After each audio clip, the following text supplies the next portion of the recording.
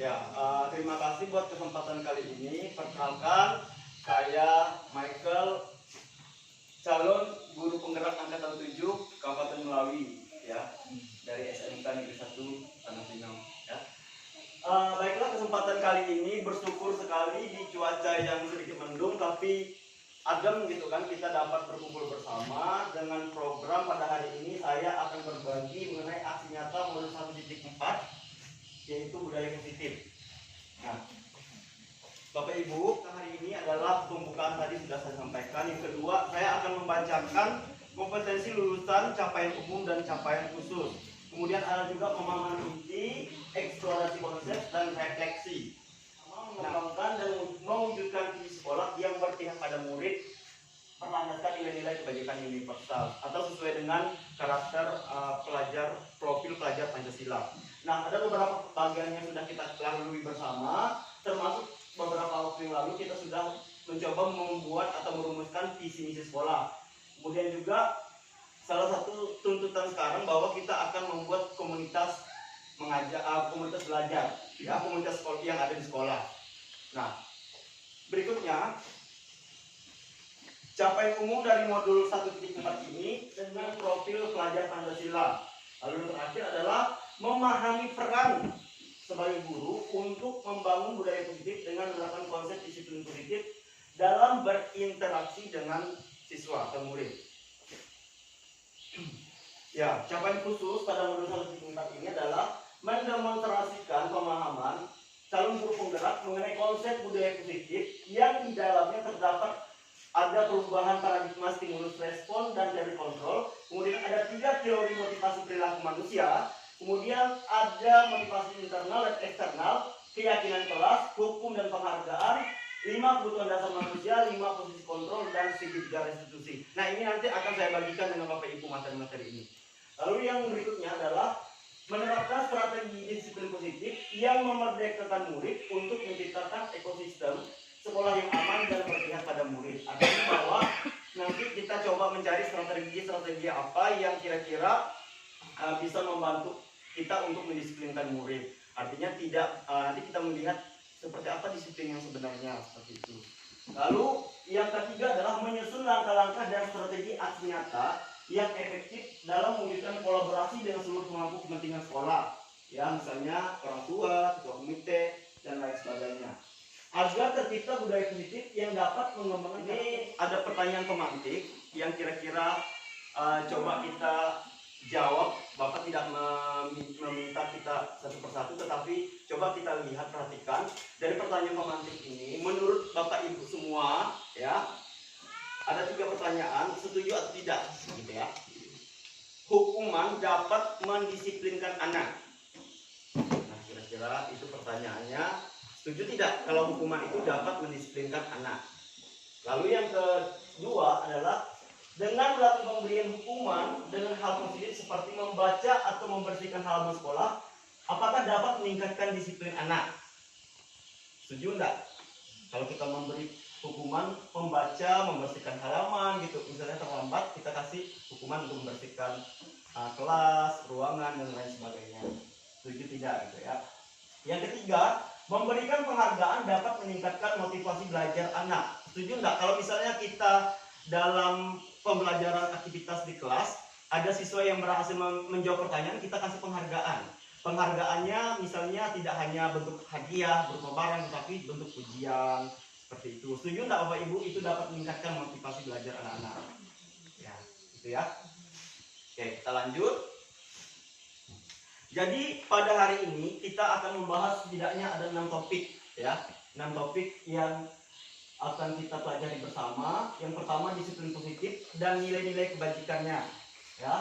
Teori motivasi, hukuman dan penghargaan serta resep 2.1 disiplin positif dan nilai-nilai kebajikan universal. Ini yang akan kita bahas pertama. Nah, perubahan paradigma menggenggam tangan kita berteman, berpasangan begitu ya. Lalu sobelah dari kertas kecil, tuliskan kira-kira di dalam di dalam itu tergantung Bapak Ibu semuanya ya. Oke, kita lanjut. Perubahan paradigma teori kontrol atau teori pilihan. Apakah setelah anak misalnya siswa melakukan kesalahan, kita membuat satu hal yang membuat anak merasa bersalah itu dapat menguatkan karakter anak supaya berubah lebih baik. Nah, itu yang kedua ya. Yang ketiga, ilusi bahwa semua penguatan positif efektif dan bermanfaat. Misalnya tadi, apakah ketika kita memberi penghargaan kepada anak di sekolah, misalnya dia berhasil menjawab pertanyaan, kita muji dia, apakah dengan begitu dapat meningkatkan motivasi? Apakah motivasinya bersifat kekal atau bisa berubah? Sehingga nanti anak ya misalnya muncul idenya, besok saya mau jawab lagi supaya dapat penghargaan. Apakah ketika kita tidak memberikan penghargaan, anak tidak termotivasi lagi? Nah, seperti itu pertanyaan berikutnya ya. Kemudian ilusi bahwa orang dewasa memiliki hak untuk memaksa. Benar enggak ya? Kalau kita yang lebih tua, lebih dewasa itu sifatnya memaksa, bisa maksa aja kehendak kita. Nah, itu yang kita lihat dari perubahan paradigma teori kontrol. Berikutnya, perubahan paradigma stimulus respon atau teori kontrol. Siapa sesungguhnya yang memiliki kontrol? Itu pertanyaannya. Pertanyaan besarnya, siapa? Coba kita perhatikan stimulus respon.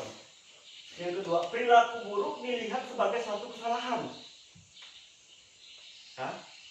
Sedangkan berdasarkan teori kontrol, semua perilaku memiliki tujuan. Itu fakta berdasarkan. Nah, disiplin positif ini menurut teori kontrol dari Dr. William Glasser ada 4 bagian yang harus kita perhatikan. Anda tidak bisa mengontrol orang lain, hanya Anda yang bisa mengontrol diri sendiri. Kalau dia buang sampah sembarangan, berarti dia tidak beriman. Itu kan, misalnya seperti itu. Nah, lalu kita melihat model berpikir menang-menang, kolaborasi dan sebagainya. Nah, itu dilakukan dengan namanya 5 posisi kontrol. 5 posisi kontrol ini ada 1 sebagai pemberi hukuman, ya. 2 membuat orang merasa bersalah. 3 kita berperan sebagai teman. Yang keempat kita sebagai pemantau. Yang kelima sebagai manajer. Nah, ini kita kalau ditanya mengenai arti disiplin itu pasti kita punya jawaban versinya masing-masing gitu kan. Disiplin itu bla bla bla bla menurut kita gitu kan. Nah, kalau kita melihat bahasa Latinnya dari disiplin itu disiplin. Biasanya kalau ada kata disiplin, wah, ada sesuatu yang mengikat, ada sesuatu yang memaksa, yang mengharuskan, mewajibkan. Benar ya Bapak Ibu ya? Nah, oke, lanjut. Nah, kita perhatikan nilai-nilai kebajikan universal yang dianggap berlaku secara umum. Apa saja nilai-nilainya? Nilai-nilai kebajikan adalah sifat-sifat positif manusia yang merupakan tujuan mulia yang ingin dicapai. Menaikkan nilai-nilai kebajikan yang diyakinkan seseorang, maka ada motivasi intrinsiknya akan terbangun, sehingga menggerakkan motivasi dari dalam untuk mencapai tujuan yang mulia yang diinginkan. Menurut Gosen. Nah, nilai-nilai kebajikan yang ingin dicapai oleh setiap anak Indonesia kita kenal dengan istilah profil pelajar Pancasila. 5. Bertanggung kepada Tuhan Yang Maha Esa, dan berakhlak mulia, mandiri, bernalar kritis, kebinekaan bergotong royong, kreatif. Yang ke-6-nya ini diyakini memiliki tujuan atau ya tujuan akhir yang mulia, harapan ya. Nah, seperti itu. Oke, kita lanjut. Ya, eksplorasi konsep yang berikutnya adalah pembelajaran 2.2 itu. Ya, lanjut. Merdeka menurut Ki Hajar Dewantara artinya bahwa tidak hanya terlepas dari perintah, akan tetapi juga cakap membuat memerintah diri sendiri. Artinya tidak menunggu perintah, tetapi memerintah diri sendiri. Nah, biasanya berarti seperti ini motivasi intrinsik kan, motivasi yang berasal dari dalam diri sendiri. Proses. Tuh. Contoh pengakuan atau apresiasi kebajikan. Misalnya kita awali dengan kalimat pembukaan, kemarin saya perhatikan. Nah, seperti itu ya. Jadi nilai kebajikan apa yang muncul dari kata itu? Kemarin saya perhatikan. Nah, kamu terlambat misalnya gitu kan. Nah, nilai apa? Nilai kebajikan apa? Yaitu rasa empatimu besar sekali. Rasa empati, rasa peduli gitu kan. Situasinya pada saat menolong murid baru di kelas kita. Misalnya ada anak baru gitu ya, nggak tahu ruangan, nggak tahu di mana kelasnya gitu. Ya, tadi saya perhatikan kamu keliling-keliling ya, nyari kelas gitu kan. Nah itu sebenarnya nilai kebajikan yang muncul adalah rasa empati, rasa peduli. Lalu contoh-contoh sebenarnya banyak ya. Nah sekarang saya mau Bapak Ibu kita semua sambil-sambil tebak-tebakan gitu ya. Nanti ya. Maka kita kan belum bahas nih tentang apa itu hukuman, apa itu konsekuensi. Hukuman dan konsekuensi tentunya berbeda. Ya, sekarang kita lihat. Ini misalnya tindakan kita nih. Yang pertama, mencatat 100 kali di dalam buku kalimat saya tidak akan terlambat lagi karena terlambat ke sekolah. Karena anak itu terlambat ke sekolah. Kalau kita ngasih hukuman ke anak, nyatat 100 kali kalimat tersebut. Menurut Bapak Ibu, itu bentuk apa? Hukuman atau konsekuensi? Hukuman. Ya. Oke ya. Boleh bebas. Nggak ada benar salah gitu ya jawabannya, tidak dinilai. Lalu yang berikutnya yang kedua, kita menyuruh anak lari mengelilingi lapangan basket 2 kali karena terlambat hadir di sekolah. Hukuman apa konsekuensi? Konsekuensi dari terlambat. Oke ya. Lalu yang ketiga, murid diminta untuk push up 15 menit karena tidak menggunakan masker ke sekolah. Hukuman apa konsekuensi? Oke. Menggantikan kertas tugas teman-teman yang telah dicoret-coret. Kan? Oke.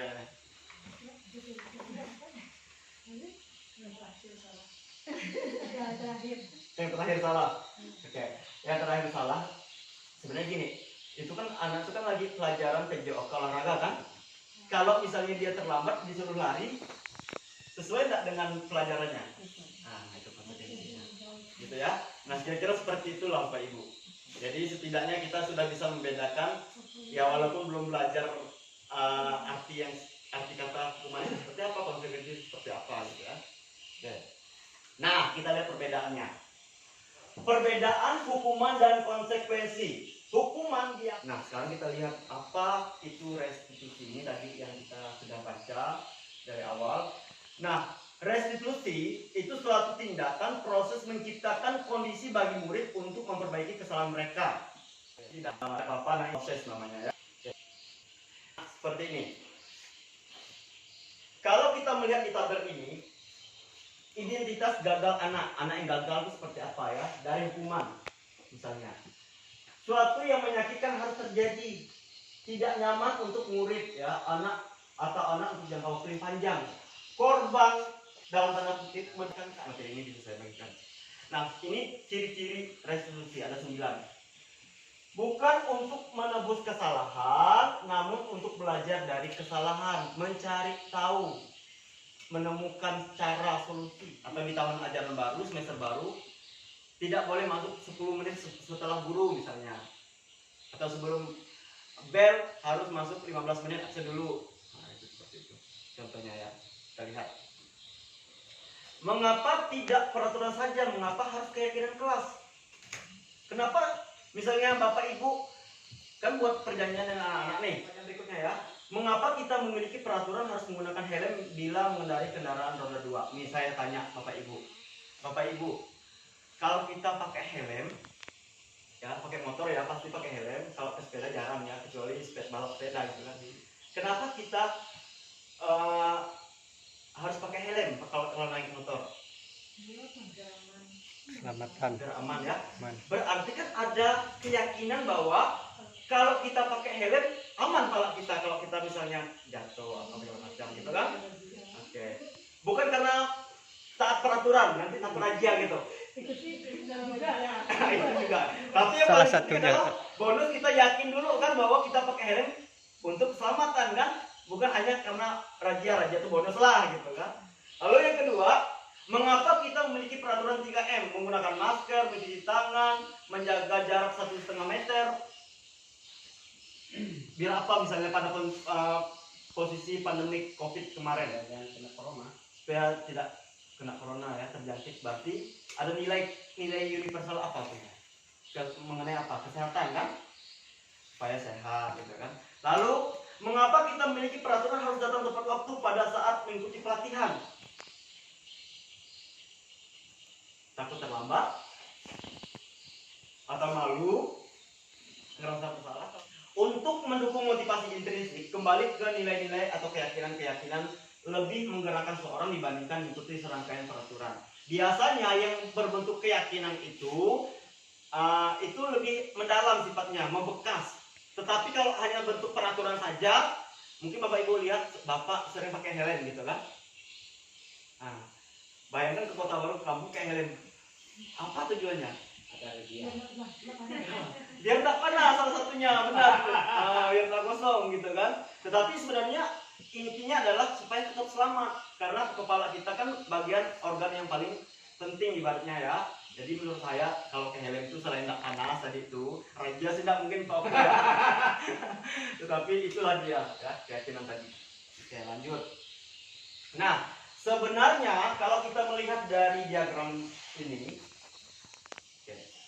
Nah ini Bapak Ibu silahkan perhatikan sebentar ke layar. Saya mau kita bersama-sama yang mana merupakan keyakinan kelas. Oke.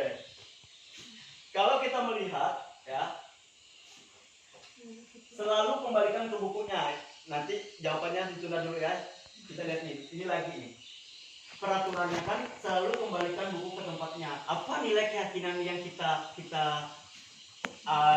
muncul di situ, yang kita anggap ada nilai keyakinan apa? Biar dari mudah ya. Oke. Dilarang mengganggu orang lain. Apakah toleransi, menghargai, itu kan nilainya kan? Kemudian hadir di sekolah 15 menit sebelum pembelajaran dimulai. Berarti ada nilai apa tuh? Disiplin. Dilarang melakukan kekerasan, nilai apa tuh? Oke. Dilarang menggunakan narkoba. Kesehatan ya. Bergantian atau menunggu giliran. Disiplin ya. Gunakan masker. Nilai apa? Oke. Jangan berlari di kelas atau koridor. Keselamatan. Ketabrak gitu ya. Kita lihat jawabannya ya. Nah, selalu kembalikan buku ke tempatnya, itu bentuk tanggung jawab kan. Nah, kalau dilarang mengganggu orang lain berarti kita menghormati orang lain. Tadi 15 menit sebelum pembelajaran dimulai, menghormati orang lain dan komitmen. Kemudian dilarang melakukan kekerasan, itu supaya keselamatan, menghormati orang lain kan. Kalau saya bertinju terus, enggak kok orang enggak selamat jadinya. Dilarang menggunakan narkoba berarti kesehatan kan. Bergantian atau menunggu giliran, menghormati orang lain dan sabar, gitu kan. Gunakan masker, keselamatan, kesehatan. Jangan berlari di koridor, keselamatan dan keamanan. Benar semua ada jawaban tadi. Ada semua hebat, ya mantap. Oke. Yang keempat, pembelajaran keempat, kebutuhan dasar manusia dan ambilan. Setuju tak Bapak Ibu? Sebenarnya kebutuhan dasar kita manusia itu ada 5 ini, bagian ini. 5 ini. Orang pengen sayang, pengen diterima, ada penguasaan, pengen berkuasa, ada enggak? Nah, kesenangan, ada enggak? Kebebasan, ada enggak? Enggak mau bebas? Oh, bertahan hidup. Jadi dari keempat ini membuat orang bertahan hidup. Nah, kalau kita melihat ya semuanya ini memang kalau saya pribadi setuju gitu ya. Ini adalah 5 kebutuhan dasar manusia. Siapa sih yang mau dibenci setiap hari? Tidak ada kan? Siapa yang mau diomel setiap hari? Tidak ada. Gitu kan. Penguasaan, contohnya apa? Bukan hanya tentang jabatan, tetapi di keluarga misalnya kita pengen anak-anak kita itu patuh dengan kita, taat dengan orang tua, hormati orang tua. Kesenangan, masa kita kerja setiap hari bapak pun stres. Oke, yang kelima, 5 kontrol. Nah kita ini bapak juga belajar.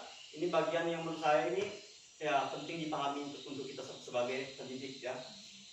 Di luar di rumah juga kita perlu memperhatikan ini. Nah, kalau kita melihat 5 posisi kontrol itu tadi sudah ada penghukum, pembuat orang merasa bersalah, teman, pemantau, manajer. Nah, semuanya ini misalnya guru, ya, guru berbuat tugas untuk kita sama-sama. Pernyataan-pernyataan berikut ini. Saya kecewa sekali dengan kamu. Siapa yang mengatakan? Lakukan demi ibu dan bapak. Apakah kamu mau mendapat stiker bintang hari ini? Ini kalau SD itu kan dapat stiker. Nah, bagaimana kamu bisa menyelesaikan masalah ini? Kamu selalu yang paling terakhir, nak. Oke. Nah, sebenarnya kita berposisi seperti ini. Kita semua tadi yang melakukannya, tapi kita mengambil posisi kita seperti ini. Saya kecewa sekali sama kamu. Kenapa kamu terus melakukan ini? Ini membuat anak itu merasa bersalah. Kamu tidak pernah benar melakukannya. Ya, hukum tuh untuknya. Ayolah lakukan demi ibu bapak. Berarti itu berlaku sebagai posisi kontrol teman. Apa kamu mau mendapat stiker bintang hari ini? Itu sebagai pemantau. Bagaimana kamu bisa menyelesaikan masalah ini? Manajer, itu kan cari solusi kan. Kemudian kamu selalu yang paling terakhir. Hukum. Ya, yang terakhir segitiga restitusi. Nah, kalau kita melihat segitiga restitusi ini, ada 3 bagian yang ada pada segitiga restitusi. Yang pertama menstabilkan identitas, yang kedua adalah menanyakan keyakinan, yang ketiga adalah validasi kebutuhan. Nah, biasanya sikap seperti ini menstabilkan identitas. Setiap orang kita buat pernyataan seperti ini. Nah, setiap orang pernah merasa berbuat salah, atau nah tidak semua guru itu tidak bersalah. Kita juga pernah sesekali berbuat salah gitu. Nah, itu kekuasaan, kebebasan, cinta dan kasih sayang, dan bertahan hidup. Biasanya kalau kita menggunakan validasi kebutuhan, guru biasanya berkata seperti ini. Kamu bisa saja percaya atau percaya di kelas atau di sekolah kita. Nilai-nilai apa gitu ya. Nilai-nilai universal apa yang telah kita sepakati di kelas. Kelas yang ideal itu seperti apa sih sebenarnya? Nah, itu biasanya untuk menanyakan keyakinan. Nah, ini tidak perlu lah ya. Oke, menstabilkan identitas. Menstabilkan identitas untuk membuat anak merasa gagal karena berbuat salah, menjadi positif terhadap dirinya, membuat merasa bersalah gitu. Terusnya, refleksi kita. Hal baru apa yang mengubah paradigma kita hari ini gitu ya. Setidaknya saya berharap Bapak Ibu kita semua ada bagian-bagian yang tidak selamanya sedikit tapi dapat pemahaman yang baru. Kemudian perasaan apa yang muncul selama mengikuti sesi ini Bapak Ibu? Ya, untuk pertemuan kita hari ini